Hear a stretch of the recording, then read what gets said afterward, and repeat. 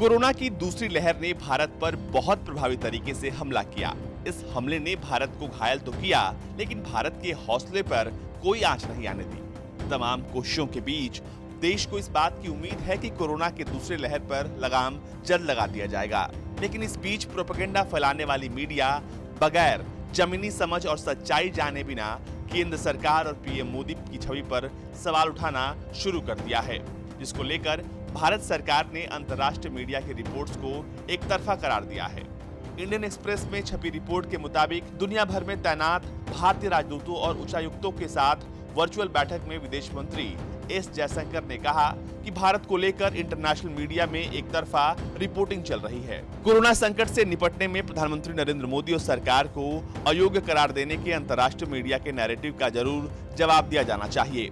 असल में दुनिया भर के प्रसिद्ध अखबारों मसलन New York Times, The Guardian, Le Monde, Strait Times और अन्य टीवी चैनलों ने कोरोना को लेकर सीधे सीधे केंद्र सरकार को दोषी करार दिया है, जबकि भारत में स्वास्थ्य व्यवस्था की जिम्मेदारी बड़े स्तर पर राज्यों की है, जिसमें केंद्र भागीदार होता है। द ऑस्ट्रेलियन में छपी एक रिपोर्ट को लेकर कैनबरा स्थित भारतीय दूतावास ने कड़ा ऐतराज भी जताया था। बैठक में मौजूद अधिकारियों के अनुसार बैठक में जिन देशों ने मदद की है, उन देशों से ऑक्सीजन कंटेनर, कंसंट्रेटर्स, वेंटिलेटर, दवा और वैक्सीन सहित संसाधनों को जुटाने के लिए भारत के प्रयास के संदर्भ में थी। राजदूतों और उच्चायुक्तों के अलावा इस बैठक में राज्य मंत्री वी मुरलीधरन, विदेश सचिव हर्ष श्रृंगला और कोविड-19 संकट से निपटने वाले अधिकारियों ने भी घंटे भर चली इस बैठक में हिस्सा लिया।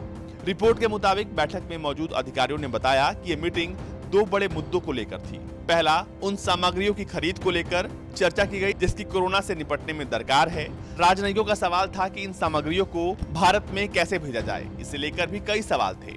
मसलन सीमा शुल्क और लॉजिस्टिक संबंधी औपचारिकताओं को लेकर भी चर्चा हुई। दूसरा सबसे बड़ा मुद्दा अंतर्राष्ट्रीय मीडिया में भारत की कोरोना संकट से जुड़ी खबरों को काउंटर करना था। बैठक में हिस्सा लेने वाले अधिकारियों ने बताया कि एस जयशंकर के संदेश का मतलब निगेटिव खबरों को दबाना नहीं था, बल्कि उनका जोर स्टोरी में सरकारी पक्ष को भी लेने पर था। बैठक में हिस्सा लेने वालों को बताया गया कि कोरोना की दूसरी लहर ऐसी नहीं थी जिसे लेकर दुनिया के किसी पब्लिक हेल्थ एक्सपर्ट ने कोई भविष्यवाणी की थी। पिछले साल तो कई विकसित देशों में भी स्वास्थ्य ढांचा कोरोना की पहली लहर में चरमरा गया था। राजनयिक अधिकारियों को बताया गया कि ऑक्सीजन की कमी उत्पादन में कमी के कारण नहीं, बल्कि उत्पादन की सीमित भौगोलिक परिस्थितियों और लंबी दूरी के कारण पैदा हुई थी। ऐसे में सरकार की कोशिश है कि आने वाले दिनों में विदेशी मीडिया का प्रोपेगेंडा बस्ट हो। ब्यूरो रिपोर्ट, भारत तक।